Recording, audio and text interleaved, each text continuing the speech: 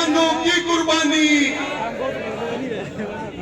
आवाज पूरी दम लगा के आनी चाहिए शहीद किसानों के सम्मान में।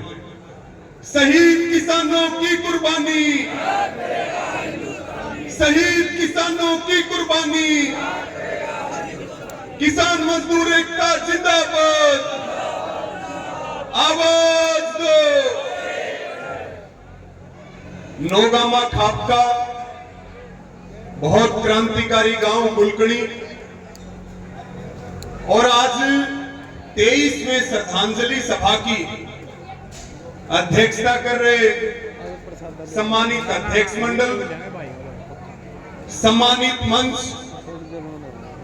यहां की कमेटी, खाप और मेरे सामने बैठे मेरे पिता तुल्य बुजुर्गों, नौजवान साथियों, किसान बिरादरी के सरदारों, मेरी माताएं, बहनें और सभी मीडिया के बंधुओं, देखिए लंबे टाइम तक आप बैठे और शहीद किसानों को आपने अपने श्रद्धा सुमन अर्पित किए। अब ज्यादा समय कार्यक्रम नहीं चलेगा, 2-3 वक्ता आपके बीच में और बोलेंगे।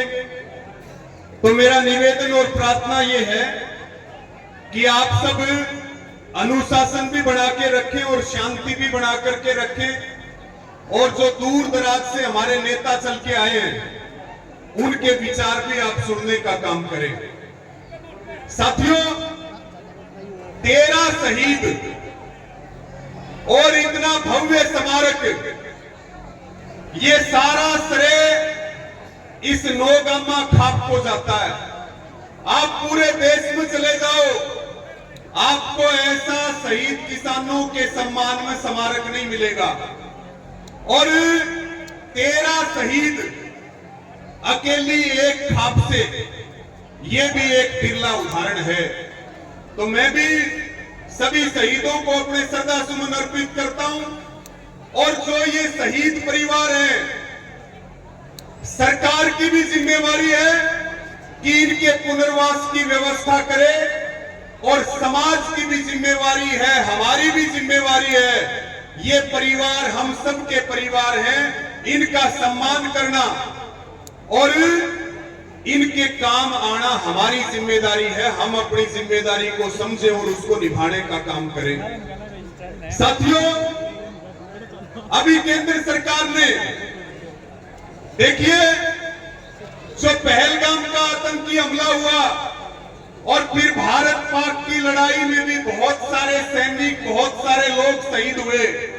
आज इस मंच से हम उनको भी अपनी श्रद्धांजलि देना चाहते हैं, उनको भी अपने श्रद्धा सुमन अर्पित करते हैं। साथियों, अभी केंद्र सरकार ने खरीफ की 14 फसलों पे एमएसपी बढ़ाई, और सरकार ने प्रचार किया कि हमने 50% एमएसपी की घोषणा कर दी। हम सरकार से मांग कर रहे हैं C2 के फार्मूले के हिसाब से उपज का दाम मिले, लेकिन सरकार ने घोषणा की है A2 के हिसाब से, और बहुत सारी फसलों की तो सरकारी खरीद ही नहीं होती है। और A2 और C2 के बीच में भी माने तो अकेले कपास में लगभग 2500 रुपए प्रति क्विंटल का नुकसान है। हमारी मांग सरकार से है एमएसपी गारंटी कानून की। एमएसपी घोषणा करने से बात नहीं बढ़ेगी, किसान को एमएसपी की गारंटी देनी पड़ेगी, और हम लागत का 1.5 गुना की मांग कर रहे हैं। C2+50 के फार्मूले के हिसाब से उपज का दाम मिलना चाहिए। इस बात में जो हमारी अगली लड़ाई है, वो लड़ाई है एमएसपी के लिए, और एमएसपी की लड़ाई के लिए हमें अपनी तैयारी रखनी चाहिए।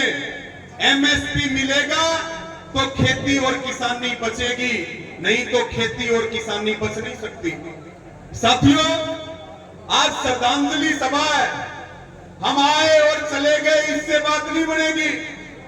हमारी आगे की रणनीति क्या है, किसानों के मुद्दे क्या हैं, ये जितने 13 शहीद हुए हैं ये किसानों की लड़ाई के लिए, उनकी मांगों के लिए शहीद हुए।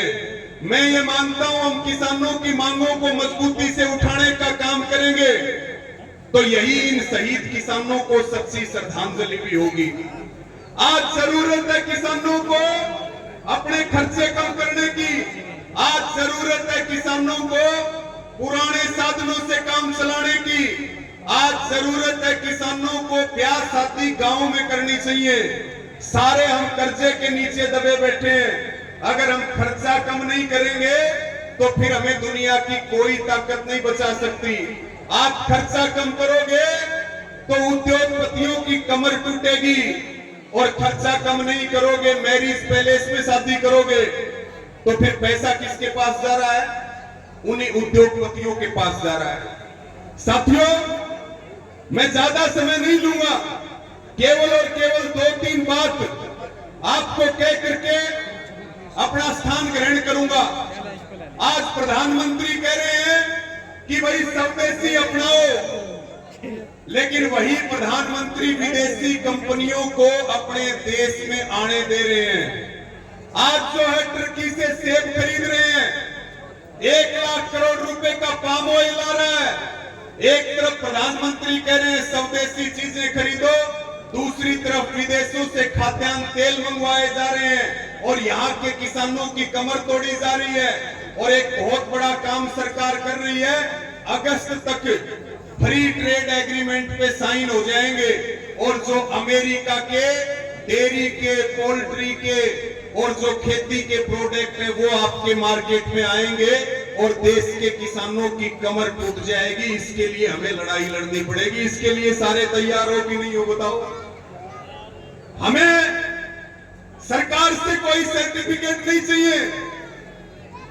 हमारी कौम देशभक्ति है। किसानों के बच्चों में तो जन्म से ही देशभक्ति कूट कूट के भरी हुई होती है। हमें ये सिंदूर बांटने वाले ड्रामे नहीं आते। हमारी कौम जो है वो स्वाभिमानी कौम है। इस देश को हमारे पूर्वजों ने बढ़ाया और अपनी शहादतों से इस देश को बचाने का काम किया है। ये बीजेपी वाले कह रहे हैं कि भाई घर घर सिंदूर बांटेंगे और हम इनको ये कह रहे हैं भाई तुम सिंदूर बांटने की बजाय कोथली भी तो बांट सकते हो। कोथली बांटने वाला काम करो। इसलिए हमें इन सरकार की सारी साजिशों को समझने का काम करना है। हमारी लगभग 2 दर्जन मांगे हैं जिनको लेकर के हरियाणा सरकार बात नहीं कर रही है। बार बार हरियाणा सरकार को संयुक्त किसान मोर्चा कह रहा है सरकार बैठ के बात करे, मुख्यमंत्री बैठ के बात करे। ये सरकार की जिम्मेदारी है कि सरकार बैठ करके बात करे, किसानों का समाधान करे। सरकार को अगर ये वहम है कि किसान कमजोर हो गया या किसान बट गया है तो सरकार को अपना वहम निकाल देना चाहिए। हम पहले भी ताकतवर थे, आज भी ताकतवर हैं और समय की जरूरत पड़ेगी तो सिर पे कफन बांध करके और जान हथेली पर लेकर के किसान खेती किसानी बचाने की लड़ाई को लड़ने का काम करेगा। हम पीछे नहीं हटेंगे किसी भी कीमत पे। साथियों, हमारे पड़ोस में लंबे समय से कोच का विवाद चल रहा था। ये होती है एकता की ताकत। एक पापा जिसने पूरे गांव का जीना आराम कर रखा था, खाप और गांव पूरा संगठित हुआ तो बताओ डेरा छोड़ करके जाना पड़ा कि नहीं जाना पड़ा? ये हमारी भाईचारे की और एकता की जीत है। ये गांव के सम्मान और स्वाभिमान की जीत है। आज जो है हर मोर्चे पर हमें खतरे हैं। कहां हम लड़ाई लड़े। अभी आप अखबारों में खबर पढ़ रहे हो, नकली खाद बन रही है, मार्बल के पाउडर मिट्टी पे चढ़ा करके। राजस्थान के किशनगढ़ में आपने देखा, हरियाणा में भी बहुत सारी जगह बन रही है। नकली बीज, नकली खाद, मिलावट की चीजें। खेती किसानी को सरकार बर्बाद करने पर तुली हुई है। ये हमारी सबकी सामूहिक जिम्मेदारी है कि हम अपने काम के साथ साथ अपनी किसान की लड़ाई को मजबूत रखें और जब लड़ाई को मजबूत रखेंगे तो निश्चित तौर पर हमारी जीत होगी। साथियों, अभी 7 तारीख को जो आने वाली 7 तारीख है, उस दिन मैयड़ टोल कमेटी पे भी पंचायत रखी गई है। मैयड़ टोल के ऊपर जो खेड़ी चौपटा में आंदोलन हुआ और उसमें जो मुकदमे दर्ज हुए, 7 जून को मैयड़ टोल पे पंचायत है। उन्हीं मुकदमों को लेकर के मेरी सभी किसान साथियों से, सभी नौजवान भाइयों से अपील है कि 7 तारीख को आपको वहां आने का काम करना है। आज बड़ी संख्या में मेवात के किसान आए हैं और हम मेवात के किसानों को एक ही बात कहना चाहते हैं, जो आंदोलन वहां 15 महीने से चल रहा है, आज हरियाणा के लगभग सभी जिलों से मुख्य व्यक्ति यहां मौजूद हैं। मैं आपको भी प्रार्थना करूंगा कि इन 9 गांवों के किसानों की जमीन भी छीन ली गई, इनको मुआवजा भी पूरा नहीं दिया गया, इनके कोर्ट के दरवाजे भी बंद कर दिए। अभी बहुत जल्दी वहां पे पंचायत होगी, वहां आईएमटी में जो काम चल रहा है उसको बंद करवाने के लिए मेवात के किसानों को आज इस श्रद्धांजलि सभा पे सभी हाथ उठा करके ये आश्वासन दो कि भाई हम आपकी लड़ाई में आपके साथ हैं, आपकी लड़ाई को लड़ने का काम करेंगे। इन्हीं सब शब्दों के साथ आप सबका धन्यवाद और अंत में सभी को यही अपील और प्रार्थना करता हूं कि भाई केवल बातों से काम नहीं बनेगा, लड़ाई लड़नी पड़ेगी और लड़ाई लड़ने के लिए हम सबको तैयार रहना चाहिए। आज हमारे बीच में भारतीय किसान यूनियन के राष्ट्रीय महासचिव चौधरी युद्धवीर सिंह जी आए हैं, भाई गौरव टिकैत जी आए हैं, यहाँ रतन मान जी मौजूद हैं, भाई जोगेंद्र नैन जी यहाँ बैठे हैं, भाई सोनू मालपुरिया जी बैठे हैं, दिल्ली से दलजीत डागर जी बैठे हैं। तमाम हमारे नेतागण यहाँ मौजूद हैं और हमारा सबका आप सबसे यही निवेदन है कि भाई अकेला कोई नहीं है, मिलकर के लड़ाई लड़ने का काम करेंगे। लड़ने वाले का राम हिमायती होता है, ना हम कभी हारे हैं और ना कभी हारेंगे और हमेशा जीत की तरफ कदम बढ़ाएंगे। यही इन शहीद किसानों को सच्ची श्रद्धांजलि होगी। मुझे बोलने का मौका दिया, आप सब ने इतना मान सम्मान दिया, पूरा बहुत क्रांतिकारी इलाका है ये। हम भी आपको ये विश्वास दिलाते हैं कि जो आपकी पगड़ी है उसको कभी झुकने नहीं देंगे और आपके विश्वास को कभी टूटने नहीं देंगे। इसी प्रकार से संघर्ष करते रहेंगे। सभी का बहुत बहुत धन्यवाद, सबको राम राम, सबका आभार। और 2 नारे शहीद किसानों के सम्मान में पूरी ताकत से लगाओ, आवाज चारों तरफ जानी चाहिए। शहीद किसान अमर रहे, शहीद किसान अमर रहे, शहीद किसानों की कुर्बानी, आवाज दो। हर जोर जुल्म की टक्कर में, हर जोर जुल्म की टक्कर में जो किसानों से टकराएगा, जो किसानों से टकराएगा, भारतीय किसान यूनियन जिंदाबाद, संयुक्त किसान मोर्चा जिंदाबाद। सबको बहुत बहुत धन्यवाद। हमारे बीच में श्री कुलदीप जी रंधावा, चेयरमैन जिला परिषद जींद, आप पहुंचे, आपका दिल की गहराइयों से हार्दिक स्वागत, अभिनंदन। हमारे बीच में अबरार जी अहमद, भारतीय किसान यूनियन आजाद जी, प्रदेश उपाध्यक्ष मेवात, आप सभी पहुंचे, आपका दिल की गहराइयों से हार्दिक स्वागत, अभिनंदन। मैं अनुरोध करूंगा श्री दलजीत जी डागर आप आए। भाई मेरा सभी से अनुरोध है कि हमारा भंडारा चालू है। जिस भी भाई ने विशेष तौर से मेवात वाले भाई तो दूर से आए हैं वो प्रसाद ग्रहण करके जाएं। इसके बाद नफेद सिंह जी करा, आप भी तैयार रहें।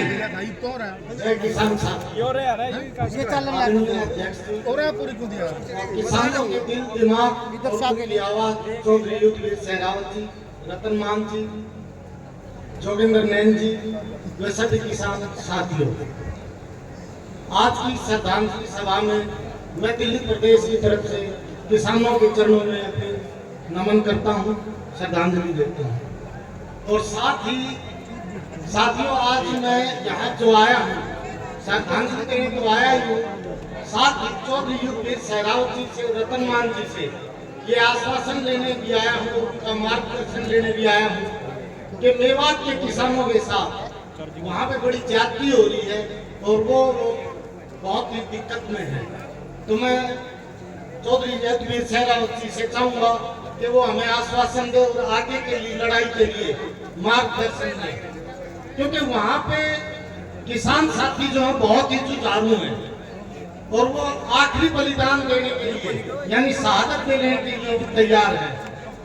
लेकिन वहां पे कुछ हमारे साथी उन लोगों के साथ गलत व्यवहार कर रहे हैं, जैसे ही उनके ऊपर मुकदमे बने तो उनकी मुखबरी भी कर रहे हैं और अपनी गाड़ियों में ले जाके उनको गिरफ्तार करवाने का भी काम कर रहे हैं।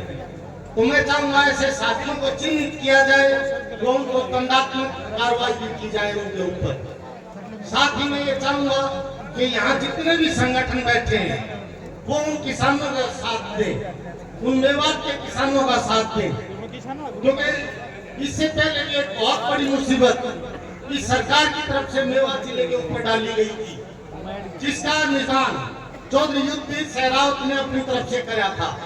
जिस समय हिंदू मुसलमान की लड़ाई को एक तरीके से रंग दिया जाना था तो चौधरी युद्धवीर सहरावत आगे आए थे और उन्होंने अपील करी थी कि ये उड़ता